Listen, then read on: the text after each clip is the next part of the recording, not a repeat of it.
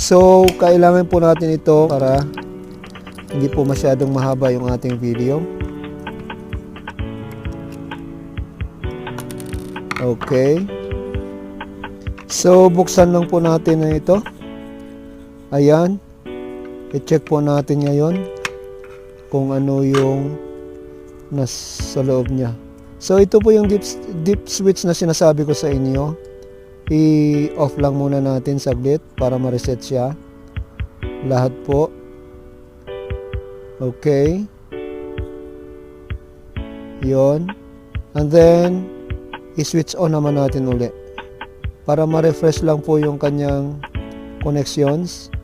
And then, yung kanyang mga signals. Yan po. So, natapos na po natin i-reset.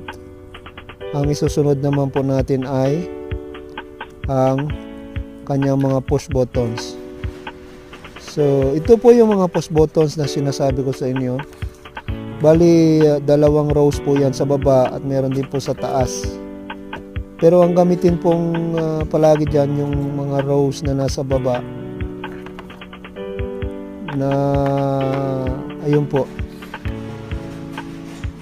Yan, ito po yung mga push buttons na gamitin. Ito.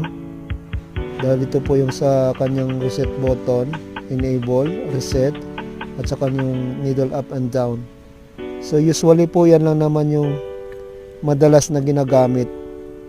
So yan po ang ating check. Pero i-check na rin po natin lahat at linisin na rin po natin lahat yan para isahang gawa na lang po. Then at saka na lang natin testing. Ito naman po yung likod, kailangan din po natin mamaya linisin yan para na ma-ensure naman po yung kanyang connectivity ng kanyang mga connectors. Okay? So, sa paglinis po nito, yung atin pong gagamitin ay ang contact cleaner. So, yan. So, then, atin po siyang spray ng contact cleaner, isa-isa, lahat ng push buttons. Yan po. Okay. Yan. Siguraduhin lang po nating tamaan ng contact cleaner yung pinaka puno nung kanyang stud ng push button para mag-penetrate po sa loob. And pagkatapos po niyan, bago matuyo, kailangan nyo na pong blow ng compressed air para po siya i-drive out kung meron man po mga dust or mga corrosions sa loob ng contact switch. Yan po. So lahat po yan ang ating i-blow ng hangin para ma-dry na rin po agad. Okay. So, dito naman po sa kabila. Ayan po. Lahatin na po natin para hindi na po natin pagdudahan pa mamaya pag nalinis na po siya. Ayan po. Okay.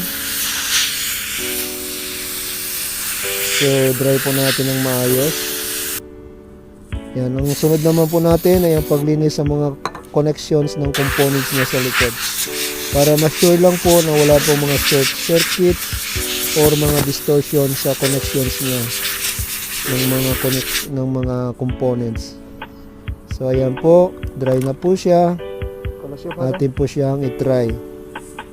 I-plug na po natin at saka i-power.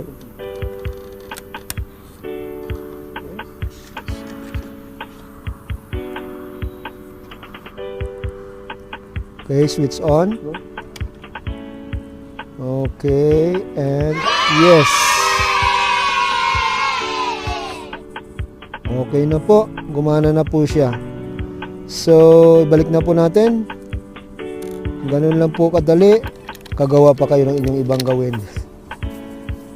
Okay. Total na kuha naman natin ang problema at inaasahan kong nakuha nyo kung paano ang procedure paano eliminate yung ganong klaseng trouble. Ayan po. So nakalagay na po siya sa loob mismo. Mag-try po tayo uli.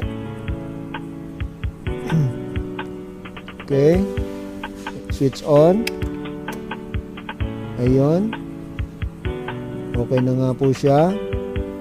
Then ito po yung kanyang ready button. So i-push lang po natin yan para mag-initialize siya. Ayun po. So ready na po yung machine. Pwede na po natin siyang i-operate. Try po natin na wala munang tahi. Okay. So ayan po yung kanyang program na gagamitin natin. Programmable po yan. Pwede kayo maglagay ng maraming program po dyan. So try po natin. Press pedal. Yun, isa pa.